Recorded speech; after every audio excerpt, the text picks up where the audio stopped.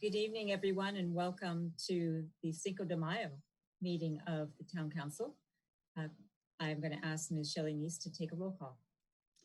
Thank you and good evening. Councilmember Sayoc. Here. Councilmember Spector. She's still muted. Councilmember Rennie. Here. Vice Mayor Spector.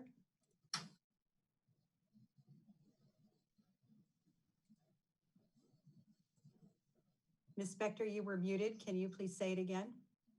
I can. I am here. Mayor and Chair. Oh, and I'm here. Yes, Mayor and Chair Jensen is here. Thank you very much. Welcome to our exciting Zoom platform that we're trying out for the first time today. We would normally, during this week and at this meeting, take the time to recognize our Parks and Public Works with a proclamation because it's Parks and Public Works Week. And normally we also bring out the big trucks and open up our yard down on Miles so that the kids can come and see it. It's sad that we can't do that this year, but we can still recognize our Parks and Public Works employees and directors along with our municipal clerks and our building and safety people for our Building and Safety Month. And I have a little proclamation here. You can kind of see it on TV, it doesn't glare, but this is what we would be presenting if we were presenting in person. And the reason I wanted to do this, even though we weren't having a personal presentation, is that especially during this time in the shelter-in-place order and the COVID-19, which I call it difficulty, our town employees and our public Parks and Public Works, our clerks, our building and safety have been working from home, working their regular jobs, and working extra to innovate so that we can still provide services. The Parks and Public Works is out working to keep our streets safe and our town in shape, and in fact, getting it ready when hopefully we can open again. Our municipal clerks have been working really hard. Ms. Neese has been working hard on all the platforms we're doing to enable these meetings to take place and had a big role in figuring out how to get this going tonight for our Zoom. So thank you to Ms. Neese. And our Building and Safety Department and along with our planning has been working extra hard to come up with creative ideas so that services can be provided in that area even at this time. So we're having online and electronic building inspections, online permitting for processing for building, taking applications, responding to questions and issues. We're not at the point yet where we're up and running with our commissions, but I think Ms. Pavetti is going to talk about that. But I just wanted to recognize on behalf of the council all of those workers who have been out there really innovating and providing us services during this time. So thank you very much to all of you. And with that, Mr. Schultz, is there a closed session report?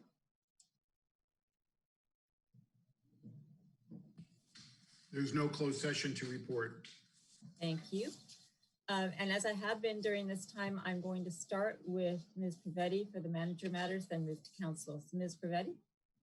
Thank you, Mayor. As you noted, town staff are very busy implementing the recent public health order that went into effect yesterday, as well as continuing to provide essential government services to our residents and businesses. A couple of updates with the new public health order. There was some easing, so now construction activities are allowed. We've updated our community development website, so we urge families and contractors and others who have a construction project to please consult our website for updates and obtain the best information as to how to go forward.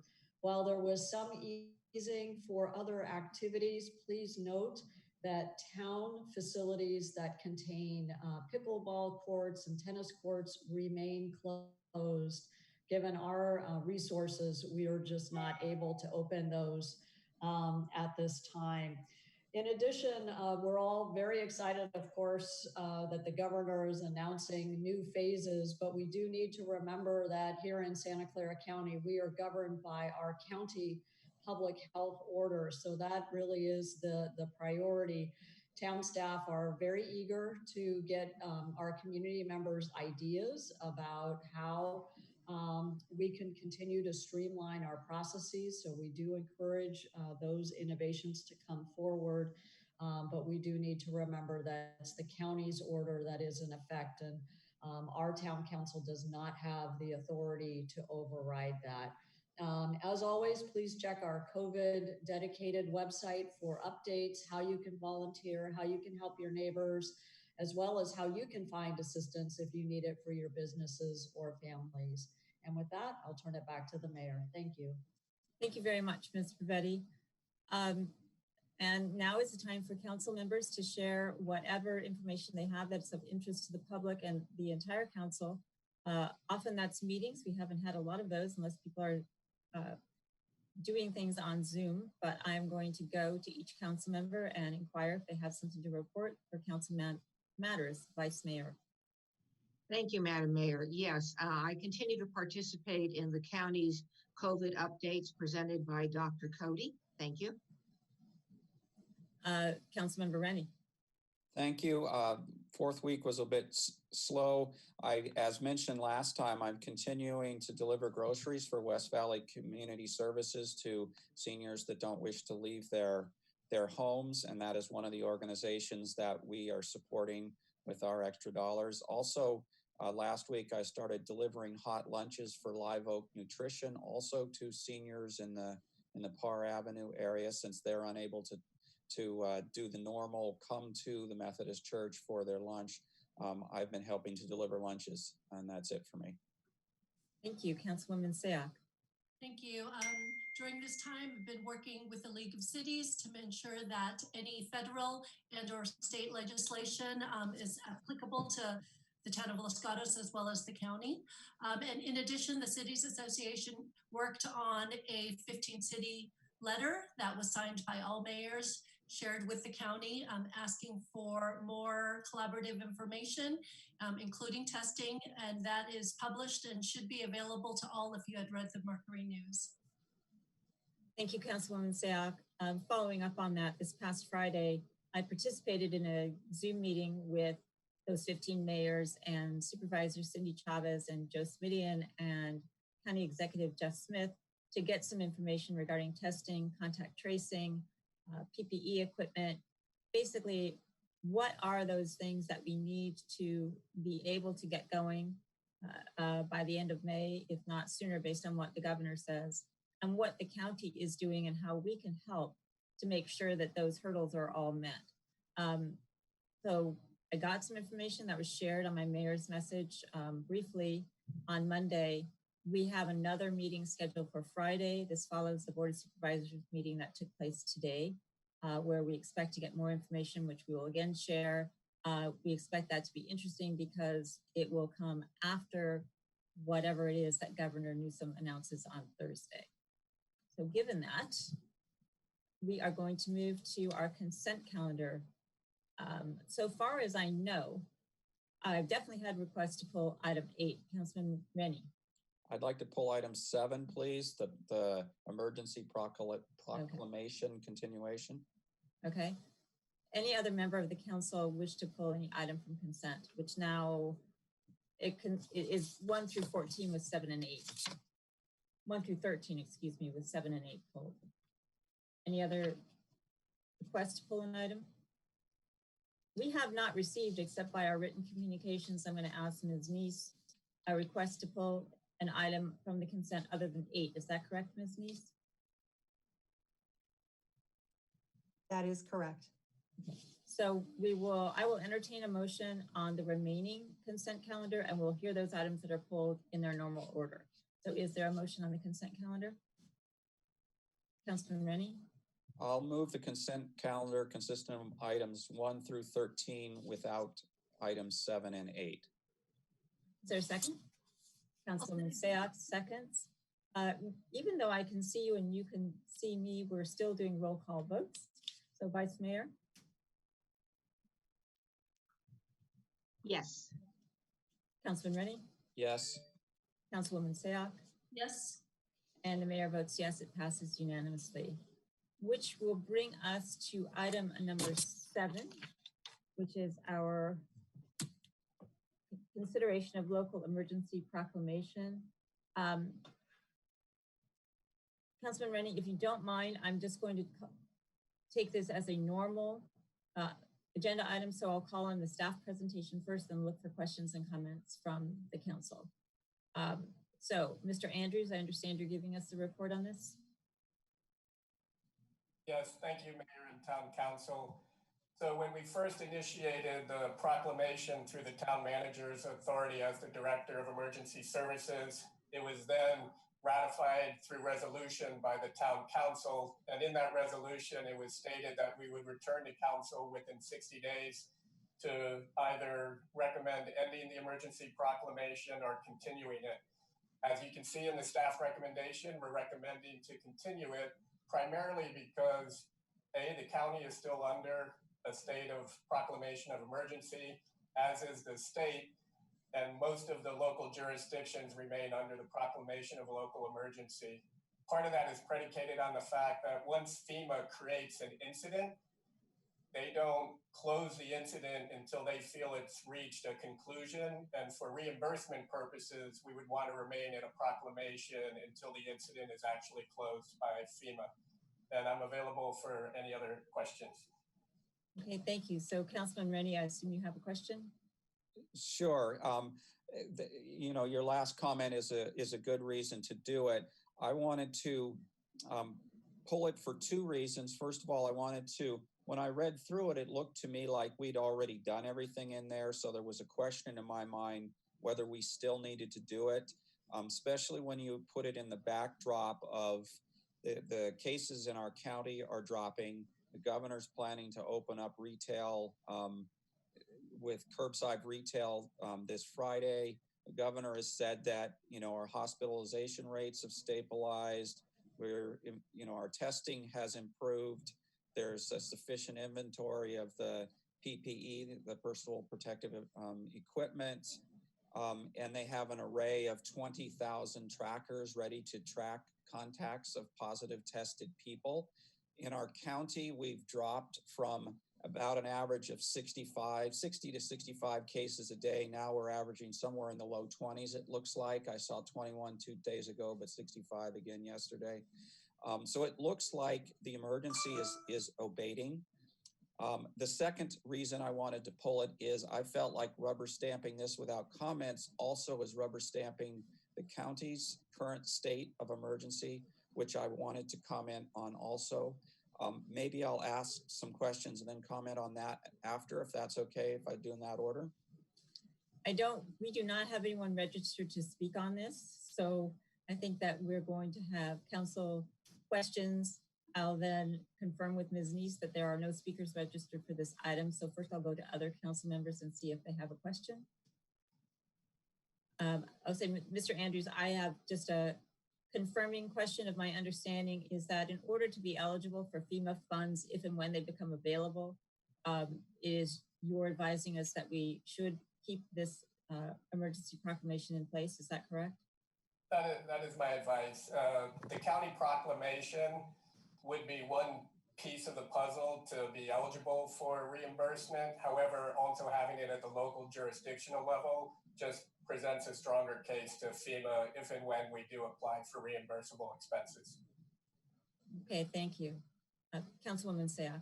Yes, question of staff. So should the county change their emergency proclamation? Are we able to change ours before the end of this?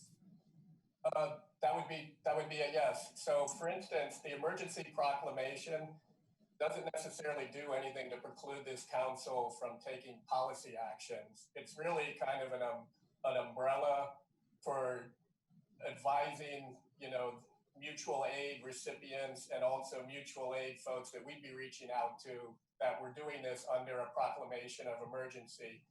To date, we have followed the guidance of the public health officials in the county.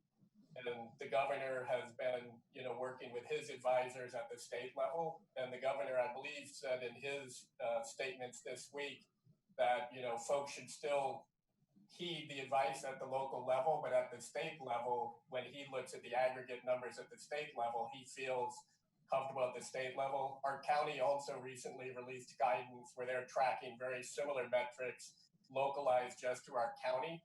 And based on how they view those metrics, similar to the governor's kind of comments, they will then decide how they can continue to reopen different segments of the county. Any other questions at this point rather than comments? Mayor, Okay, see, excuse me. yes, I was wondering Ms. if I could Privetti. one other comment, that the advantage of having our local emergency proclamation is that it does provide us local powers to implement the public health order and to respond to the emergency in ways that might be unique to Los Gatos. And if we don't have this emergency proclamation, our ability to do those unique items is very much inhibited. So that's another reason why staff is recommending that we continue the proclamation. Thank you. Thank you. Any other questions as opposed to comments? Okay, seeing none, I'm going to confirm with Ms. Neese as to whether or not any member of the public has asked to speak to us, comment, or submitted any kind of written document with respect to item 7. That is correct. Okay, so given that there is no public comment, I'm going to close the public portion of the meeting and look to the council for comments or a motion. Councilman Rennie. Thank you. I'd like to make comments, as I mentioned before. I did have some more questions about our proclamation, but I think the reason for that Mr. Andrews gave of making sure that we're eligible for the emergency FEMA funds is a good reason to keep it in place. Even when I read through it, I don't see that a lot of it is anything new we need to do. It's, you know, when we first did an emergency, it's like, oh my God, we need to mobilize and do all this stuff. And now everything is kind of in place. And so that was one of my reasons. So I'm going to skip the question, any more questions on that. The other comment I wanted to make is on the county, their state of the emergency.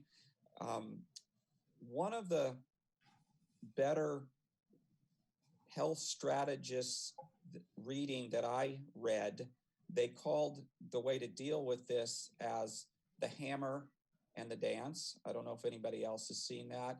You immediately hammer the virus down by shutting everything down, and our county health executive did a great job at doing that early. The second part they call the dance, and what that means is you need to keep the infection rate below 1. That's that R naught number below 1 so that it's not growing exponentially. There's different, so by starting to open up, you could, if you had sufficient confidence in data, pick certain things you could open up that would contribute a little bit to the infection rate. And you could do things to keep, and they call it a dance because you can open certain things to allow more economic activity to occur. Because remember, this is a balance. We have people that are suffering. There's people with plenty of financial wherewithal, and it's, you know, we don't suffer nearly as bad as those people that have been living paycheck to paycheck. So we need to get back to letting more of those kinds of people work. The ordinance we have later on to prevent evictions helps only in immediately making sure they aren't thrown out and have more chance of getting the virus, but they're still going to owe the rents unless something else changes. So that's a little bit of help, but it doesn't solve these people's problems. So that's why I think this dance is important. And I think the county, our infection rate, as I mentioned, the average had dropped from 65 to in the low 20s now per day. You look at our, and the other thing you don't want to do is overwhelm the hospitals. We're using about, round numbers, about 100 of 900 ventilators in the county. So we're very well prepared if it goes up a little bit. Of course, we don't want it to get out of control, and that's why you call it a dance. I don't see us doing enough of the moving the balance to allowing people to work yet from the county, despite the fact that our R naught is clearly well below 1. And by just rubber stamping this, sorry for the term, on consent, I felt like we were rubber stamping the county's state of the emergency, which I'm, as you can see, thinking that it needs a little adjustment. Okay, thank you for that, Councilman Rennie. I'm just going to ask a question of Mr. Andrews or Ms. Privetti. This emergency proclamation is not part and parcel of, nor does it effectuate the county health shelter-in-place order. Is that correct? That is correct. This council still has policy discretion as you choose. As I mentioned, to date, we have followed the policy direction of the county health official, but this emergency proclamation does not wed you to that. Okay, thank you. Councilwoman Sayak, you had your hand up. Yes, question, but clarification. So I want to reiterate Council members Rennie's comments. I think that was the impetus behind Cities Association letter that the mayor signed, is that I think all of our council members are feeling what kind of dance is necessary to move us forward, and having that conversation so that we can contribute and share what we are experiencing here within the town as the county looks at how they start to lift their shelter in place. One thing I did want to ask staff is if you could clarify what it means when staff says it doesn't prevent us from doing our own policies. If the shelter in place remains, we still have to keep certain industries closed if the county keeps those industries closed. Is that correct? So to give an example, 2 of our local jurisdictions went ahead and made wearing masks in public mandatory, even though that was not part of the stipulated guidelines by the county.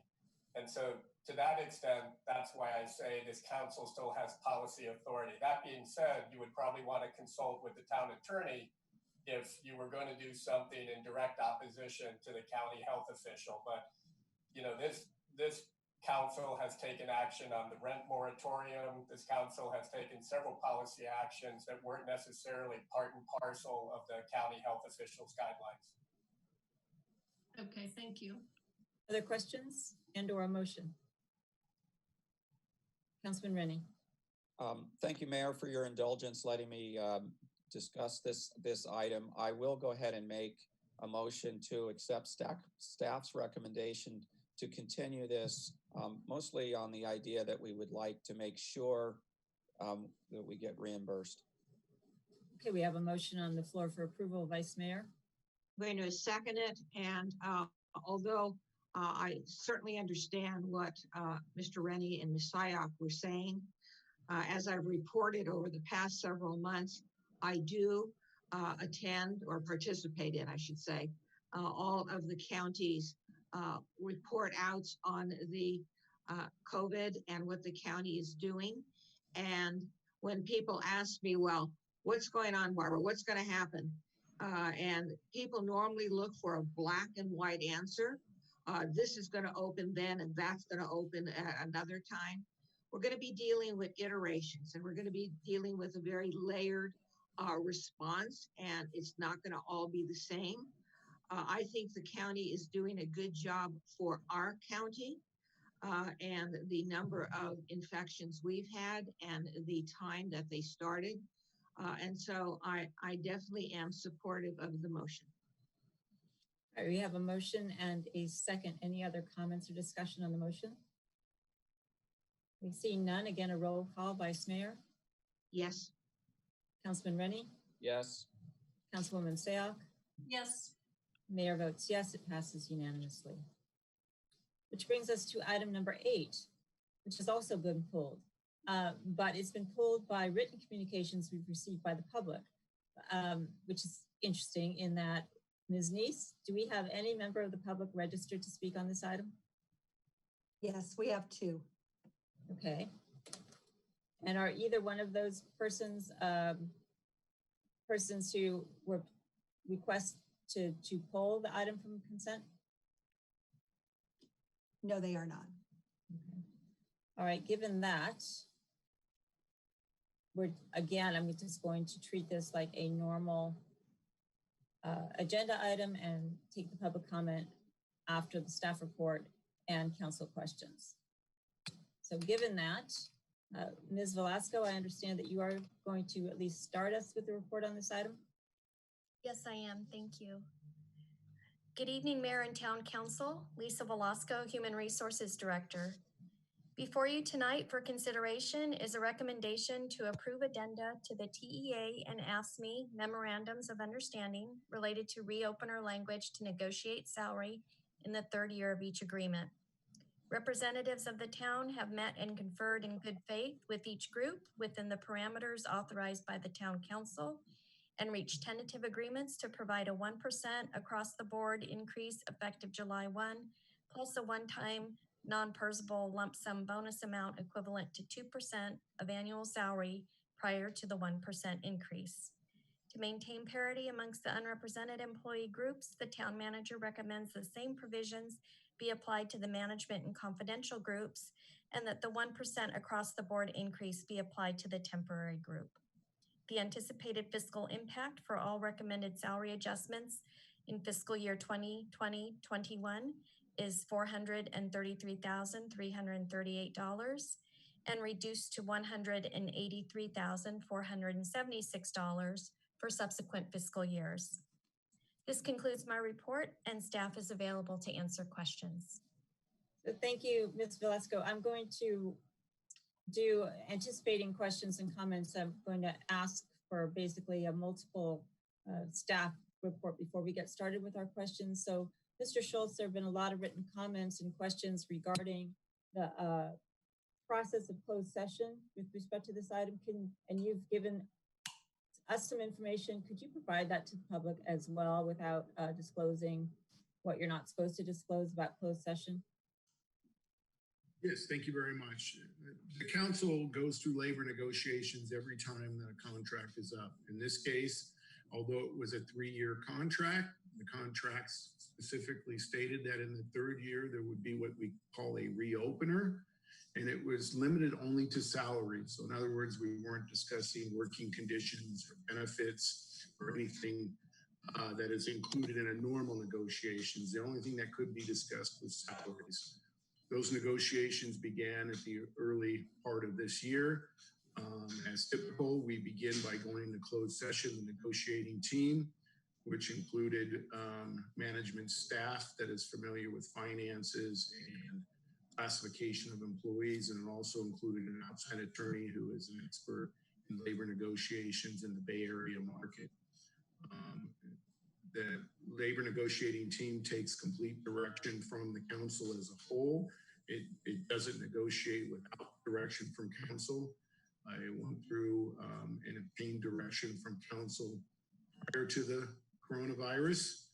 And then after the coronavirus hit, it met again with council in closed session to provide further direction.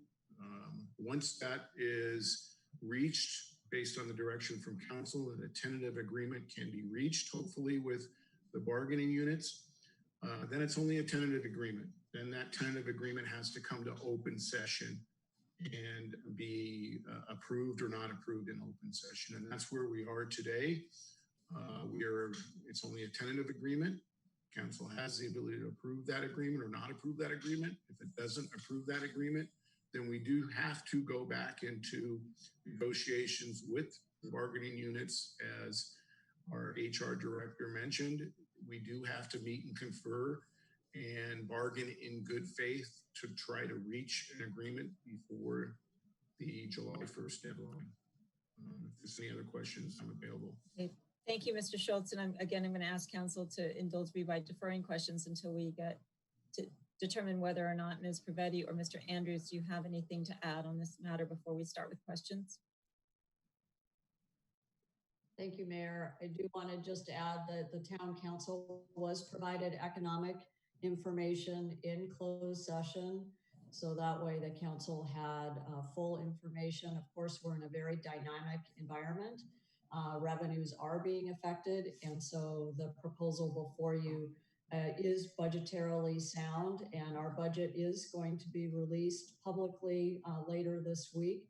And so all of those forecasts and details will be made public to everyone, and we will be holding our budget hearing on May 19th. So there's additional information. In addition, you did receive a desk item that contained public comments as well as corrections to some of the assertions that were made in public comment, and we're available to answer any additional questions. Thank you. Thank you. Mr. Andrews, I'm assuming that you'll respond to questions but don't have a further statement now. Is that correct? That's correct. Okay. Okay, so thank you very much, members of the staff. I'm going to open it now to council for questions. Ms. Spector. Thank you, Madam Mayor. Our town attorney referenced that if this proposal is not accepted by the council this evening, the matter would go back to closed session. Is there also an opportunity to do something else, i.e. continue the matter to the next agenda? Yes, that absolutely is a solution or a alternative for council, is to continue it to another meeting. Thank you. Other questions? All right, seeing none, Ms. Neese, I'm going to ask you to queue up the two persons who are registered to speak with us. And however you want to do that. The first speaker will be. And while Ms. Neese is getting that done, for those of you who are speaking, this is just like a normal council meeting. You have 3 minutes to make your comments. You don't have to use the entire 3 minutes, but you have 3 minutes. You will be timed. And once you finish your comments, then please pause for a bit to see if any of the members of the council have a question for you, and then we'll move to the next speaker. And when you are recognized, if you just give us your name, please, we'd appreciate it. So Mayor, I do not have anyone that is specific for item number 8, and no one has raised their hand here that indicating that they want to speak on this. Okay. So sorry, Mayor, I will confirm that I just tried to allow one of the attendees to speak, and it appears as if they've chosen not to. I took them off mute and gave them the allow to speak function. If you'd like, I could go through to the next individual and see if they want to speak, if I allow them the function. Why don't you just take a second to do that and then advise us?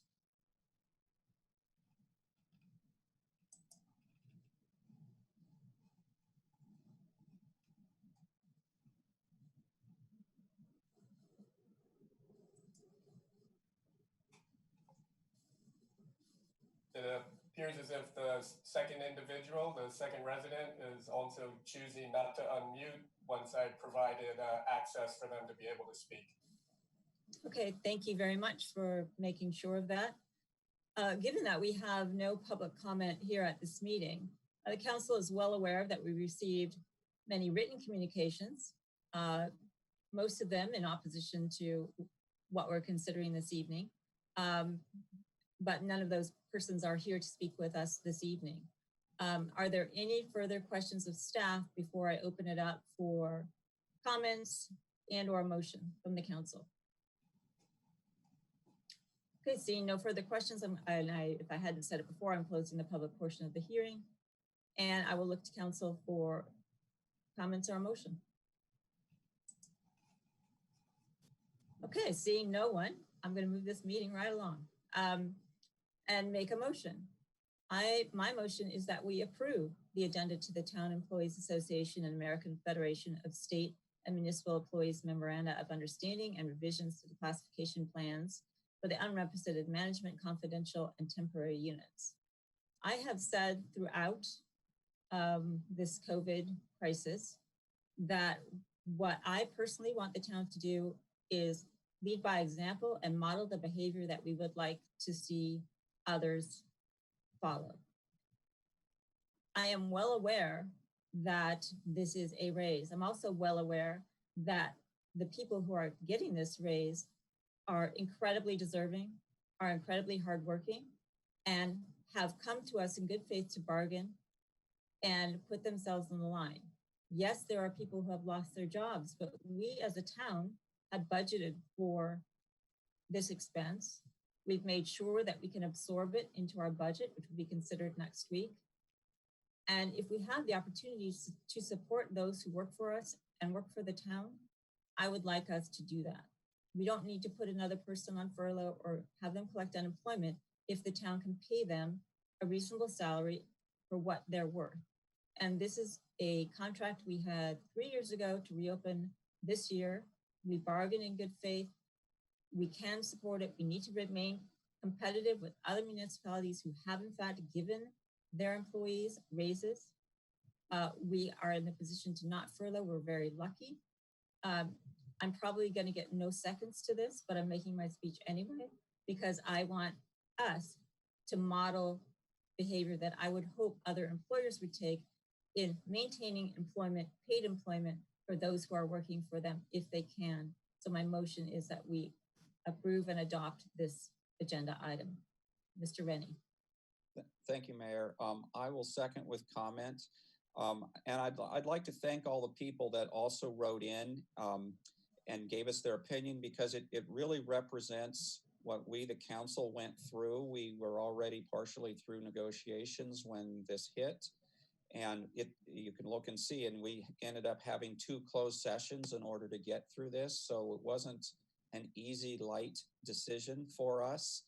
I think one thing that's really important when I think about it is when you've done negotiations and you've negotiated in good faith, you don't want to back out and say, oh, sorry, next time somebody's not going to negotiate with you, or they're not going to trust you. And I think that's an important part for me also. We did this is a compromise. The expectations of the employees were greater, and they were disappointed at what this is. And some of the public is disappointed what this is. So I guess that's what you get for a compromise. Everybody's disappointed, but I'm going to second it and go ahead with what we have worked out. We have put a lot of work to get to this point on this item. Thank you, Councilman Rennie. Any other comments or questions on the motion before I call the question? Councilwoman Seah. Thank you. So I do want to also comment and say thank you to those who've provided public comments, because based on the letters that were submitted, there were some areas where the town needed to clarify the process. And thank you, Mr. Schultz, for doing so. That closed session was appropriate, but there's one area where I think some people provided suggestive comments for how to improve the process. One was they wanted to hear all the council members provide an explanation of their vote, which I'm happy to do. And then the second was a suggestion on how to improve the process for next year. And one in particular that I liked was the suggestion that was provided of how Menlo Park does it, where prior to any negotiations, a staff report goes out, giving all parties as well as the public the same financial information, so that we all have the information in front of us. Comments are made before negotiations begin rather than after, that such as the situation we're in.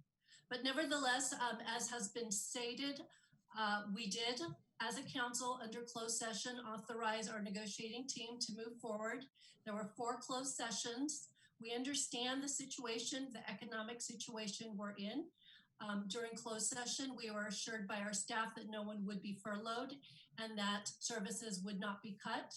I understand that it would have been an ideal situation where the budget was coming out before this, so that the same financial information we have is available to the public. But nevertheless, I want to just reiterate the points that Mayor Jensen made forward, is that we have been trying to model the behavior we as a community have been asking of others. We've been asking those that have the means to forgive rent. We've done that with our tenants. We've asked those that can give more to those who are serving to do so. We've done that with our community service providers. And we also have asked those that have provided commitments to honor those commitments, whether they're foundations or nonprofits. And we began negotiations in February.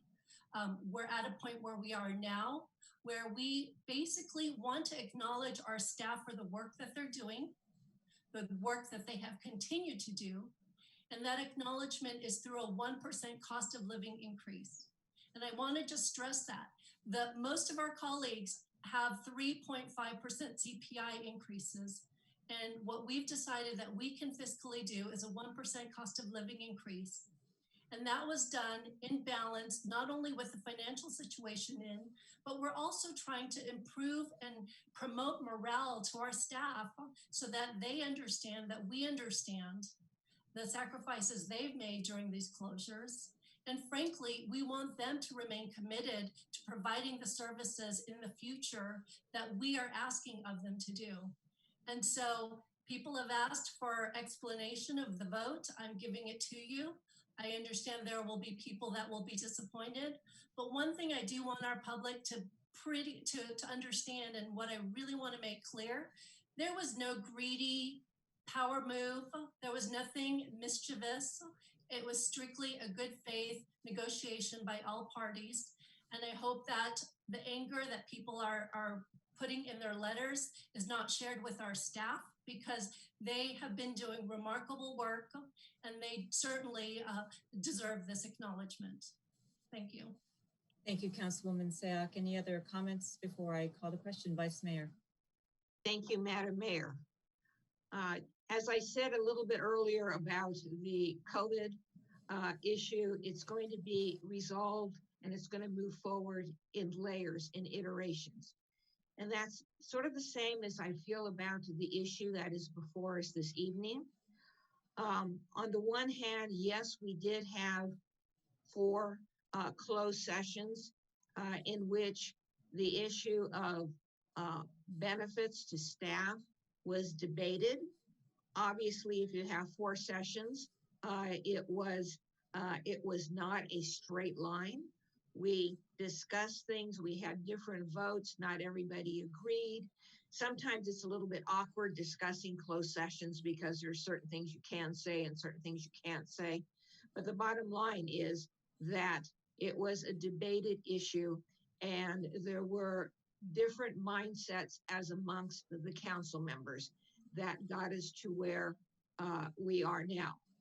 The second thing is I actually agreed with the letters that we received on this issue. I did think that it is unsettling to give people bonuses and a raise when we have so many folks who are really struggling in our town and in our community. So those letters struck a responsive chord with me. What doesn't strike a responsive chord with me, though, is that people send in emails and then nobody shows up at our meeting. Showing up at our meeting and saying what's on your mind, whether it's on Zoom or in our council chambers, is actually very important to me. It shows a level of commitment that each of us make every time that we prepare for and then appear for our council meetings. So where I was going to go with this is I was going to support a continuance to our next budget meeting to revisit whether or not, the amount of money that it's going to be increased or the demands upon our budget should be considered publicly within the context of our entire budget. But for the reasons I just stated, I am going to go ahead and support the motion. All right, thank you, council members, for your comments. We do have a motion and a second that's on the floor. I'm going to call the question by roll call. Vice Mayor? Yes. Councilman Rennie? Yes. Councilwoman Sayoc? Yes. Mayor votes yes, it passes unanimously. And we'll move on to item 14. Mayor, may I make a supplemental motion? Yes, you may. As I mentioned, one of the suggestions that I thought would be helpful for future negotiations is the model that was shared with Menlo Park. It was submitted today, so I'm not sure if everyone had a chance to see it, but it was a staff report that provides the financial information to all parties as well as the public and gives an opportunity to have a full disclosure of what negotiations would be. My motion is to follow that model for next year as we begin next year's contract negotiations. Thank you, Vice Mayor. Yeah, I'm going to second that. I thought that was a good idea too. And I'm going to ask the maker of the motion because, well, perhaps I should ask a process question of Ms. Pavetti, just to inquire whether it would be appropriate when and if we get to the point where we're doing a policy committee meeting to have this issue. I also saw the Menlo Park. I thought it was really interesting.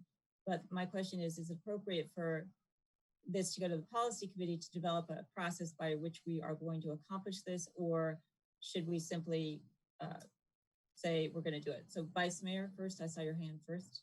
Yes, it would seem, well, first of all, I personally think it could go straight through without going to the policy committee. But if it's going to go to some committee, I believe it should be the finance committee. Okay, Councilwoman Sack, I saw your hand. I'll amend my motion to clarify that process-wise, which committee it goes to. I'm open as long as the staff report goes out prior to next year's budget negotiations.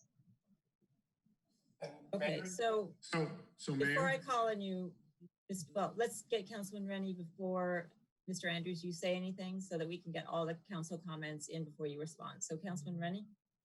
Thank you. I was just gonna say, I also like the idea, and now that we've seen it's been done somewhere else, and I guess it worked out. Maybe we should check with them to make sure that it worked out. We've usually been advised that when you're going into a negotiation, you don't want to tip your hand. So the information you provide, like if you gave information what a 3% raise was, then that says you're thinking about a 3% raise. So you need to think about providing information in a way that doesn't tip your hand to the other side. You know, maybe you have to put 1, 2, 3 through 10. I don't know what it takes, but it's going to take a little bit of thought. And so, you know, maybe the policy committee is a better place to discuss that. I'm not sure. Okay, Mr. Andrews. I was just going to let you know, Mayor, that the town manager has her hand raised. Oh, thank you. Ms. Pavetti.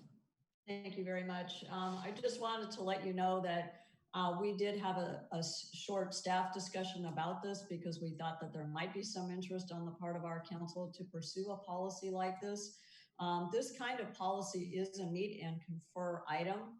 So while we could discuss the initial parameters of what a policy for Los Gatos might look like with our council committee, please know that it is a meet and confer. So there's going to be a lot more process before this can be put into place. Thank you.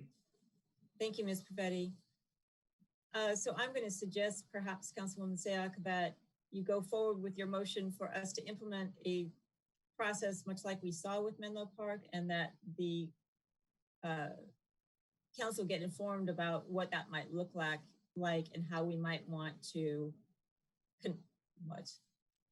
develop it, given what the potential ramifications are for contract and negotiation. And Mayor, sorry to interrupt, but the town attorney also has his hand raised. I can't see the hands raised, so thank you. Mr. Schultz. That's okay. I just want to say, yes, it definitely should be done as a policy, just as Menlo Park had done. And, you know, it's definitely not the majority that do that process, but I would say it's a very minority and a very small minority, but it's certainly something the town of Los Gatos could do. But we do need to bring that forward as a policy document, whether that goes to the policy committee, whether that goes to the finance committee, or directly to council. And then it would have to be negotiated. In regards to Rob Rennie, if you actually look at the staff reports, they are very generalized. They just talk about the economic condition. They don't provide any of that tipping of the hat as to what negotiations, as to percentages or anything of that nature. It's just basically an economic picture of the negotiations, and that council is beginning to go into those negotiations. So certainly we can look at that policy if that's the direction of council. Thank you, Mr. Schultz. So given all that information, Councilwoman Sayak, how would you like to state your motion? Okay, my motion as stated, the intent of the motion is to provide as much financial information to all parties as well as the public before labor negotiations begin. I defer to staff and our town attorney on what is appropriate given the meet and confer and labor negotiation rules that are in place. But again, what I'm looking for is a policy similar to what Menlo Park has done that provides as much transparency and sharing of information so that we have an ability to share with our resident what the fiscal situation of our town is before we begin any negotiations. Okay, thank you. Does that make sense to the seconder, and do you retain your second, Vice Mayor? I'm retaining my second, and I also want to throw out a thank you to the community member or members who sent in the Menlo Park exemplar. Okay, we have a motion on the floor. Council, before I call the question, any comments on that motion other than what we've already heard? Okay, seeing none. Vice Mayor? Yes. Councilman Rennie? Yes. Councilwoman Sayoc? Yes. Mayor votes yes, it passes unanimously. Thank you, staff, for that information. Which brings us to item 14, which is a consideration of an extension of the emergency moratorium that was initially passed on, I believe it was March 24th. Mr. Schultz, I think you're giving us the staff report. Excuse me, Yes. Mayor, this is Shelley. Hi. Do you want to do verbal communications before you get to that? Oh gosh, yes, I'm sorry. It's always at a time in the agenda where I don't think about it. As I understand it, we have 2 verbal communications this evening, or 1? We have 2, and they're both registered and online. Okay, so Christina Taroni, would you like to speak to us? Hi there. Hi. Hi, am I on the camera? I'm sorry. Your picture's on the camera, but it's just a picture of you. It's a still picture, but we can hear you just fine. Hi there. Thanks for taking the time to hear me out. I just wanted to start by saying that I'm just not really anybody. I have a daughter. Who is at Los Gatos High School, and she's a senior. So that hasn't been too much fun. But she and I have been volunteering since the beginning for about 7 weeks. Just to give you a quick history, I started delivering meals to Good Samaritan Hospital. I was picking up meals from Alex at flights. And from there, I just fast forward, I got involved with the Chamber of Commerce. I introduced the Chamber of Commerce when they were transitioning and low on funds to Frontline Foods. I handled sort of a coordinator with the restaurants and the hospital staff. And so what I'm trying to say is I've really experienced everything at the low level, what's happening in the hospitals as well as what's happening in the local businesses. So I guess now it's time for me to read my letter. Is that how I do this? Yes, please. Okay, sorry. I'm a concerned resident of Los Gatos. For the last 7 weeks, I have volunteered as an ambassador for Feed the Need, Feed Our Heroes, and served as a volunteer restaurant and hospital coordinator for Frontline Foods / World Central Kitchen Silicon Valley chapter, as well as being involved in fundraising for both organizations. My daughter and I have been delivering over 500 meals 4 days per week to local hospitals in an effort to help the restaurants and the Los Gatos Chamber of Commerce. I'm writing to you to bring forth ideas about shelter in place and the possibility of bringing our local downtown economy back to normalcy. There is such a thing. The concepts presented here are suggested to create a win-win solution for Los Gatos and our local business community, considering the parameters we have to work with. Since there has been discussion how to bring patrons back to restaurants while protecting public health, I propose we consider closing down Los Gatos streets like North Santa Cruz from Bachman to Main Street and or possibly side streets.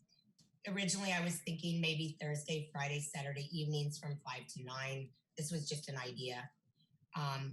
And on the weekend, Saturday and Sunday from maybe 1 to 8 p.m., allowing restaurants to use the increased street area to extend the maximum seating with social distancing. Bringing restaurant seating into the street will help increased seating area allowance if they are faced with a maximum of a 25% capacity of seating. Tables can be stand up and placed on X's or O's or operated by our trusted business community. The town of Los Gatos may consider allowing use of the town parks for picnic dinners delivered by local restaurants. Since there will be no music in the park or jazz in the plaza events, Los Gatos could allow live music on occasions during family-oriented picnic nights. The concept could possibly be called dining in the park or dinner in the plaza. Local restaurants could deliver menu items to patrons at tables properly distanced apart who obtain advance reservations. Excuse me, Mayor, time is up. Ms. Troney, why don't you finish with your ideas? You don't have to read your letter verbatim, but because I know that we've all read it, so you can summarize your remaining ideas. Okay. Basically, I just thought it would be a great idea since I have attended events in the past as a resident where there was the sip and stroll and the wine walk. And, I had a feeling that it's going to be very difficult for a lot of these businesses to even stay in business if there's no tables left. A lot of these tiny restaurants are not able. I'm talking with them on a daily basis, and if they get cut to 4 tables, they're going to let go staff. And a lot of them are already told me they are closing. And it's really sad to me. And I really was hoping that, I didn't know which avenue to go. And that's why I reached out to the Chamber of Commerce. And then it was suggested that I reach out to the town. Okay, so I'm going to stop you there and see if anyone has any questions for you. I don't see any, but I will let you know. I'll get back to Councilwoman Sayoc. I will let you know that the town has made it known in various forums that we are looking for ideas just like yours from the community at large, and that we're kind of collecting them and looking for things that we can do when the new state regulations come out and the new county regulations, if there are any new regulations come out, we're going to actively consider all of these ideas. So thank you very much to contributing to that. So Councilwoman Sayoc. Actually, that was my question. Thank you, Ms. Tironi, but my question was to put this on staff's parking lot of events to consider and prepare for as we celebrate a shelter-in-place lifting. Thank you. It's getting to be a big parking lot. But thank you very much, Ms. Tironi, and thanks for registering and letting us know your ideas. Thank you very much. And we have one other speaker. Catherine Summers. Ms. Summers, you have 3 minutes.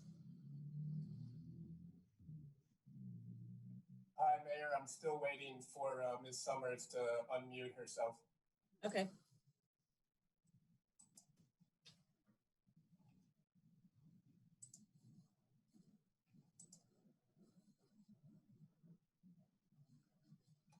Can you do it for her, Mr. Andrews? What I'm able to do is notify them that they now have the ability to unmute themselves. And so the attendee would have to unmute themselves. Okay.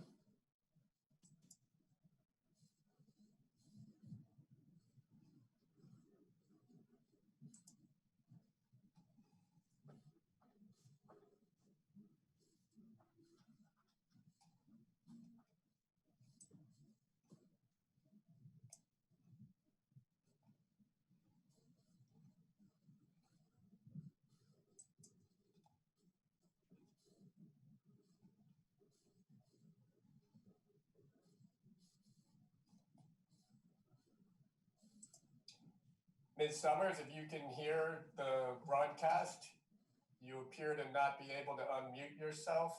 I'm not sure if you're having technical difficulties, but if you would like to speak, you've been given the option. I see that Randy Chen might be taking the option instead, so I will give Randy Chen the ability to speak. Okay. I'm guessing Catherine is having technical difficulties, so I'm Randy Chen, you know who I am. Catherine, text me what you want me to say, but the chamber is would just like to say that all these ideas that you're considering, we would like to help you to the extent that we can in organizing and all that type of thing. As you know, we probably cannot put any financial backing behind any of that because our budget, just like everyone else's, is dwindling. But we are certainly available to help with organizing and contacting any of the businesses or doing anything that would make it easier for you guys to sort of to put on these events or, you know, any of these ideas that have been coming to you. And Ms. Chen, thank you very much for that offer.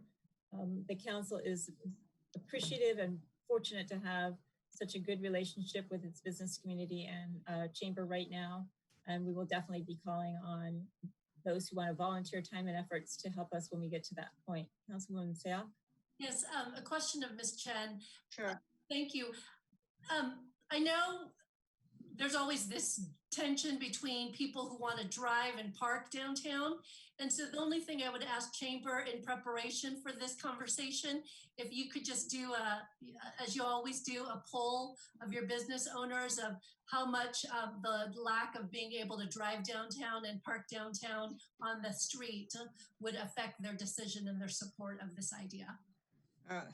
Sure. You know, when we have more details, we'd be happy to do a poll to that extent. And Catherine is telling me that she cannot unmute for some reason. Mr. Andrews, can you maybe try unmuting her again? Mr. Andrews indicated that the only thing he can do is tell them to unmute. So if you will, Ms. Chen and Ms. Summers, if you can hear us, we are going to make the assumption that your views are much the same as Ms. Chen. And thank you for registering and trying to unmute. Are there any other persons who are registered for verbal communication? Okay, we're going to move on then to item 14. And thanks to those of you who did actually participate. Thank you. We are getting used to figuring out how to do this, hopefully for not too much longer. Item 14, as I said earlier, is a consideration of extending the emergency moratorium that we put in place at the end of March, because I guess the time is up. So Mr. Schultz, can you give us a report on that, please? Yes, good evening again. On March 24th of this year, the Town Council adopted an interim urgency ordinance for a moratorium on evictions due to non-payment of rent due to the coronavirus, COVID-19.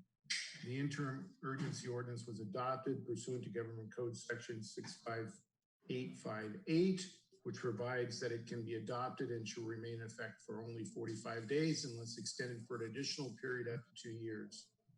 Approval of the extension will require a 4/5 vote. The initial 45-day period of the moratorium will expire on May 8th unless council adopts the proposed ordinance extending the moratorium.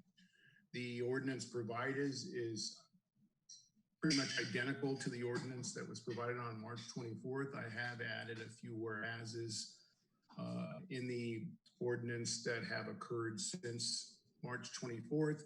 And I also have a section that incorporates any orders from the County of Santa Clara and the governor.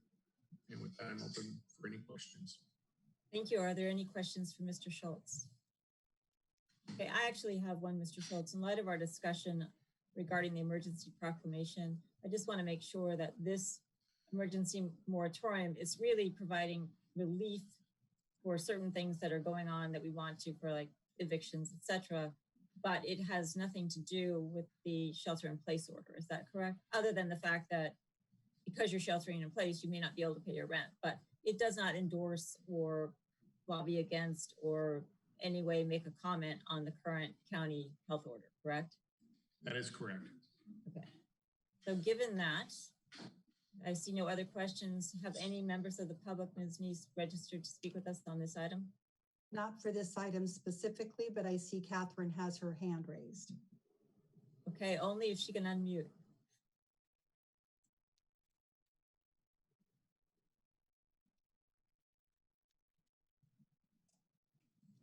So similar to last time, we've enabled her and we have sent her an unmute message. We'll give her a minute to see if she's able to do it again.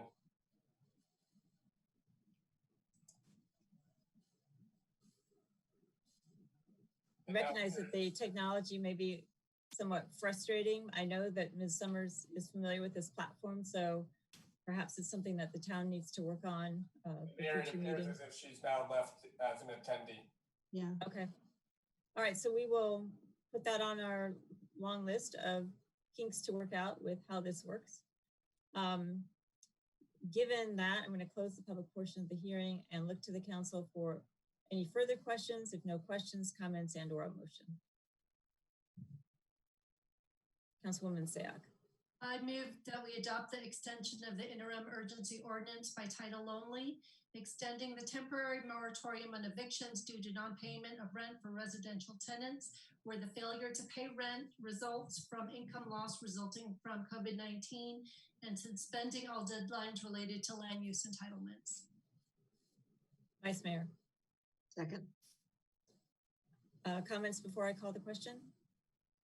Okay, roll call vote. Vice Mayor. Yes. Councilman Rennie. Yes. Councilwoman Sayak. Yes. Mayor votes yes. It passes unanimously. And that concludes our business for this evening. And for those of you frustrated with our Zoom process, we will work on the issues that might have prevented you from joining us this evening and hope you'll try again on May 19th when we will consider the budget. Mayor, Anything?